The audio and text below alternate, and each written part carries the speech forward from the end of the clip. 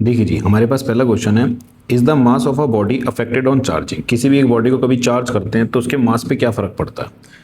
देखो, मान लो मेरे पास में कोई बॉडी है m, अगर मैं इसके अंदर नेगेटिव चार्ज देता हूं, इसको नेगेटिव चार्ज देता हूं, तो इसके अंदर इलेक्ट्रॉन्स आ गए, तो इसका मास बढ़ जाएगा।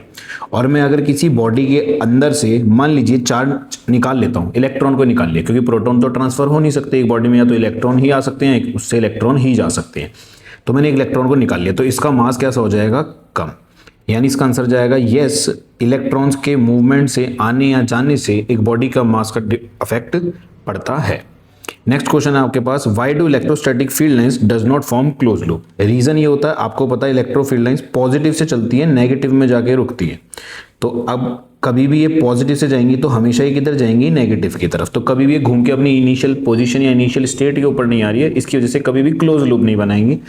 कभी ऐसा हो जाए, मान लो आपको सिर्फ पॉजिटिव ही दे दे, तो आपको नेगेटिव दे ही नहीं रखा, तो आपको कहाँ बनाना है, तो आपको ये छोड़ देना है कि इन्फिनिटी पे जाके कहीं पे मिल रही होंगी लाइंस, हमें नहीं पता, बट जाएंगी हमेशा एक इधर किसी नेगेटिव के अंदर ही। ठीक है, अगला क्वेश्चन आपके पास, a positive point charge plus Q is kept in the vicinity of an uncharged conducting plate. एक प्लस क्यू चार्ज को कंडक्टिंग प्लेट के पास रख दिया है जो कि अनचार्ज है, तो उसके फील्ड डायग्राम बनाना है आपको। मैं मान लेता हूं मेरे पास में कोई प्लस क्यू चार्ज है, नीचे रखी हुई मेरे पास में कोई अनचार्ज प्लेट, प्लस क्यू की वजह से यहाँ पे नेगेटिव चार्ज इकट्ठा हो जाएगा ऊपर की तरफ।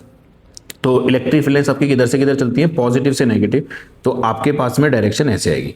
और फील्ड लाइंस को हमेशा ऐसे ही बनाकर आना, इसका रीजन होता है क्योंकि ये सरफेस के कैसी होनी चाहिए, परपेंडिकुलर। आगे बात समझ में। नेक्स्ट क्वेश्चन देखिए, is the electrostatic potential necessarily zero at a point where the electric field strength is zero. वो बोल रहा है जहां पे इलेक्ट्रिक फील्ड जीरो होगी, क्या ऐसा जरूरी है कि वहां पे इलेक्ट्रिक पोटेंशियल भी जीरो। आंसर जाएगा नहीं, ऐसा जरूरी नहीं। देखो, हो सकता है, मना कोई नहीं करता, जहां पे इलेक्ट्रिक फील्ड जीरो हो सकती है वहां पे अपना पोटेंशियल भी जीरो हो सकता है। कैसे, ई इक्वल्स टू क्या होता है, minus D V by D R. तो अगर ई की वैल्यू जीरो है तो यहां से वी की वैल्यू निकल कर आती है कांस्टेंट, बट हर केस में होएगा ऐसा जरूरी नहीं है। क्यों, जैसे कोई एग्जांपल, मान लो मेरे पास में कोई चार्ज कंडक्टर है, चार्ज कंडक्टर के अंदर आप देखोगे तो इलेक्ट्रिक फील्ड इनसाइड कितनी होती है, जीरो, बट उसके अंदर पोटेंशियल कैसा होता है, नॉन जीरो। पोटेंशियल की कुछ ना कुछ वैल्यू उसके अंदर होती है। आगे साथ समझ। अगला क्वेश्चन वो बोलता है, electric potential is constant in a given region, what can you say about the electric field there.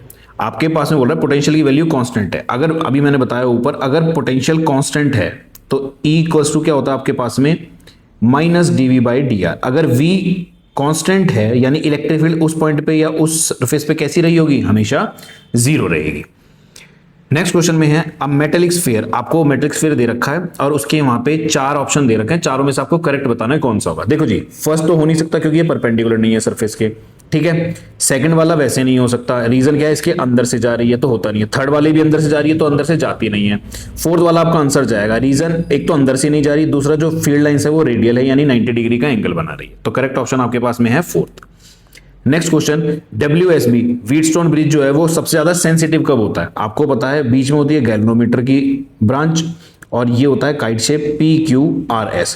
जब ये PQRS करेक्ट ऑर्डर के अंदर होंगे ना, PQRS करेक्ट ऑर्डर में, जब बैलेंस कंडीशन होती है, सबकी वैल्यू बराबर है, तो जैसे बैलेंस कंडीशन रखते हो P/Q इक्वल्स टू R/S, तो कट पिट के जब सब बराबर आएगी दोनों का रेशो, तो आपके पास में जो व्हीटस्टोन ब्रिज सबसे ज्यादा कैसा होगा, मोस्ट सेंसिटिव।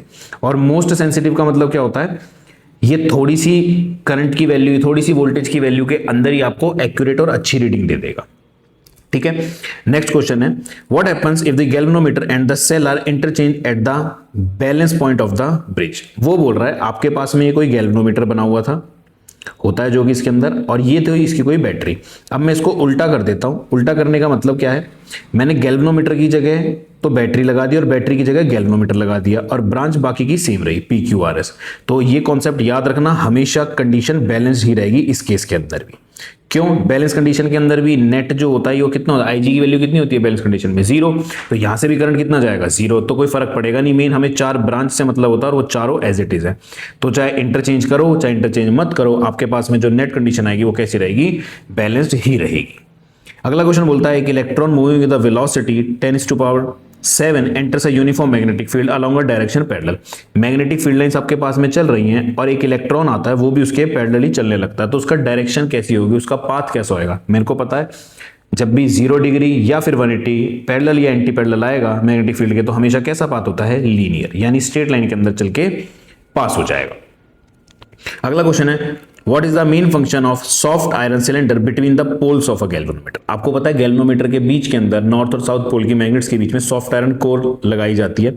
उसका रीजन होता है जो आयरन की कोर होती है ना, वो बहुत बढ़िया फेरोमैग्नेटिक सब्सटेंस होता है। फेरोमैग्नेटिक सब्सटेंस जितना ही बढ़िया होगा यानी उसकी परमिएबिलिटी कैसी होगी, उसकी मैग्नेटिक परमिएबिलिटी हाई होगी, यानी वो बहुत बढ़िया मैग्नेटिक पावर बन सकती है। फेरोमैग्नेटिक का मतलब होता है उसके अंदर डेंसर इलेक्ट्रिक फील्ड होगी, सॉरी मैग्नेटिक फील्ड होगी। जितनी ज्यादा डेंसर होगी मैग्नेटिक फील्ड, उसकी सेंसिटिविटी उतनी ही क्या होगी, बढ़िया। और सेंसिटिविटी बढ़िया होने का मतलब क्या होता है, आपके पास कम रीडिंग के अंदर भी वो एक्यूरेट रीडिंग और कम करंट और कम वोल्टेज के ऊपर भी वो एक्यूरेट डाटा आपको प्रोवाइड करेगा। अगला क्वेश्चन है why are the pole pieces of galvanometer made concave. आपको पता है गैल्वेनोमीटर जब बनाया जाता है तो ऐसे कुछ शेप बनाई जाती है, ये नॉर्थ होता है, ये साउथ होता है, बीच के अंदर सॉफ्ट आयरन कोर होती है। तो उसने बोला ये कॉन्केव क्यों बनाई जाती है, रीजन होता है ताकि जो मैग्नेटिक फील्ड लाइंस निकल रही हैं इसके अंदर से वो कैसी जाके गिरे इसके अंदर, रेडियली, ताकि जो मैग्नेटिक फील्ड लाइंस हैं वो कैसी 90 डिग्री के ऊपर गिरे कॉइल के ऊपर, ठीक है, रेडियल। अगला क्वेश्चन है how can a moving coil galvanometer be converted into a ammeter. कैसे कन्वर्ट होता है, कभी भी आपको एमीटर में कन्वर्ट करना है तो आप एक एक्सटर्नल रेजिस्टेंस जिसको हम शंट बोलते हैं वो उसके पैरेलल में लगा दो। और इस शंट की वैल्यू कैसी होनी चाहिए आपके पास में, लो रेजिस्टेंस। तीन चीजें याद रखना, रेजिस्टेंस लो होना चाहिए, पैरेलल में लगेगा, और जो लगता है जिस रेजिस्टेंस का नाम होता है शंट, ठीक है। तो आपके पास में ये डेरिवेशन भी इंपॉर्टेंट होती है, देख लेना, मैंने करा दी है एमसीजी वाली के अंदर ही। तो आपके पास शंट की वैल्यू यहां से सॉल्व करने के बाद केवीएल लगाने के बाद आती है आई जी अपॉन में I minus I G into में capital G. Clear. Next question how can we convert MCG into a voltmeter. Voltmeter में उसका ऑपोजिट हो जाएगा। अगर आपके पास में गैल्वेनोमीटर है तो अब की बार उसमें पैरेलल में लगाया था तो इसमें कैसे लगेगा, सीरीज में लगेगा। यहाँ पे जो रेजिस्टेंस सीरीज में लगता है, एक तो ये कैसा होता है, रेजिस्टेंस हाई वैल्यू का होता है। दूसरी बात, हाई वैल्यू के साथ साथ इसका जो नाम होता है इसको हम बोलते हैं लोड रेजिस्टेंस, ठीक है। दोबारा से इसके अंदर केवीएल निकलेगा और आर की वैल्यू अगर आप निकालोगे तो निकल कर आएगी V upon I G minus G. दोनों डेरिवेशन भी इंपॉर्टेंट है, इनको देख लेने के बाद डेरिवेशंस को भी। नेक्स्ट क्वेश्चन में वो बोलता है what should be the orientation of a magnetic dipole in a uniform magnetic field so that it's potential energy is maximum. कैसे होती है, आपके पास में 180 डिग्री के ऊपर पोटेंशियल एनर्जी मैक्सिमम कब होगी आपके पास, ये बताओ। जो पोटेंशियल एनर्जी की वैल्यू होती है वो आपके पास में मैक्सिमम या फिर अनस्टेबल बोल सकते हो आप। अनस्टेबल इक्विलिब्रियम कितने पे होता है, 180 डिग्री के ऊपर। तो आपके पास में अगर मैग्नेटिक फील्ड आगे की तरफ जा रही है, ये अनस्टेबल इक्विलिब्रियम होता है 180 के ऊपर, 100 होता है, तो डाइपोल कैसे जाएगा, ये साउथ ये नॉर्थ, इससे ऑपोजिट डायरेक्शन में, क्योंकि थीटा की वैल्यू कैसी है 180 डिग्री। आगे बात समझ में। नेक्स्ट क्वेश्चन, एक कंडक्टिंग रॉड है, उसकी लेंथ L दे रखी है, parallel to the uniform magnetic field if the it is moved along the magnetic field with velocity v, what is the value of EMF induced in the conductor. आपके पास में magnetic field line चल रही है parallel और आपके पास में कोई L लेंथ की रॉड है और वो V वेलोसिटी से आगे बढ़ाई जा रही है। तो उसमें पूछा उसके अंदर कितना चेंज आएगा, कितना भी चेंज नहीं आएगा, आंसर जाएगा 0। क्यों नहीं आएगा चेंज, क्योंकि भाई साहब जैसे जैसे आप आगे बढ़ोगे उतना ही एरिया और उतना ही एरिया, तो चेंज इन फ्लक्स कैसा रहेगा, सेम। जब चेंज इन फ्लक्स ही नहीं हो रहा है तो चेंजिंग करंट भी नहीं आएगा, ना कि चेंजिंग EMF आएगा। नेक्स्ट क्वेश्चन बोलता है how the self inductance of a coil change when an iron rod is introduced in it. आपके पास में कोई सोलेनॉइड है और इसके अंदर से हम क्या कर रहे हैं, किसी रॉड को पास कर रहे हैं, और ये किसकी बनी हुई है, सॉफ्ट आयरन की। मैंने अभी आपको थोड़ी देर पहले बताया सॉफ्ट आयरन किससे बनी हुई होती है, बड़ा बढ़िया फेरोमैग्नेटिक सब्सटेंस होता है, तो इसकी हाई परमिएबिलिटी होती है। हाई परमिएबिलिटी होगी तो इसका सेल्फ इंडक्टेंस भी कैसा होगा, हाई होता है। अगला क्वेश्चन है what is the reactance of an inductor in an DC circuit. देखो एक्सएल होता है इसका फॉर्मूला इंडक्टर के रिएक्टेंस का, तो एक्सएल का फॉर्मूला क्या होता है, ओमेगा इंटू में एल, और ओमेगा को आप लिखते हो 2 पाई न्यू इंटू में एल। आपको पता है डीसी के लिए लीनियर फ्रीक्वेंसी कितनी होती है, 0। अगर इसकी वैल्यू 0 है तो आपके पास में रिएक्टेंस की वैल्यू कितनी आएगी, 0। क्लियर। अगला question, a light bulb and a solenoid are connected in series across an AC source of voltage, explain how the glow of light bulb will be affected when an iron rod is inserted in the solenoid। वो बोल रहा है आपने एक solenoid लगाया हुआ है और उसके सामने आपने जाके एक बल्ब लगाया हुआ है, ठीक है, और नीचे कोई AC सोर्स है आपने उसको कनेक्ट कर रखा है। अब आपके पास में कोई रॉड है और आप उसको आगे की तरफ लेकर जा रहे हो तो क्या फर्क पड़ेगा। देखो जैसे जैसे आप आगे लेके जाओगे, अभी ऊपर वाले क्वेश्चन में करा हमने, अगर सॉफ्ट आयरन की रोड है तो आपके पास में सेल्फ इंडक्टेंस की वैल्यू बढ़ रही है। सेल्फ इंडक्टेंस अगर बढ़ेगा तो आपको पता है XL बराबर होता है ओमेगा इंटू एल के। सेल्फ इंडक्टेंस बढ़ा तो आपके पास में XL बढ़ा। XL क्या होता है? इंडक्टिव रिएक्टेंस, यानी एक रेजिस्टेंस का पार्ट होता है इंडक्टर के। और आपको पता है जो रेजिस्टेंस होता है वो इनवर्सली प्रोपोर्शनल होता है किसके? करंट के। यानी जब XL की वैल्यू बढ़ेगी तो इसके अंदर से जो प्रोड्यूस होने वाला करंट होएगा वो कैसा होएगा? कम। और करंट कम जाएगा तो जो बल्ब होएगा वो भी कम ग्लो करेगा, यानी आंसर जाएगा ये डिम हो जाएगा, कम ग्लो करेगा। आपके पास में अगला क्वेश्चन है, what is the displacement current due to? Displacement current क्यों होता है? डिस्प्लेसमेंट करंट का फॉर्मूला आपको पता है, ID किसके बराबर होता है? Epsilon naught E phi upon में dt, चेंजिंग फ्लक्स की वजह से। जितना ज्यादा चेंजिंग फ्लक्स उतना ज्यादा डिस्प्लेसमेंट करंट। अगला क्वेश्चन है, an electromagnetic wave consist of oscillating electric and magnetic field, what is the phase relationship?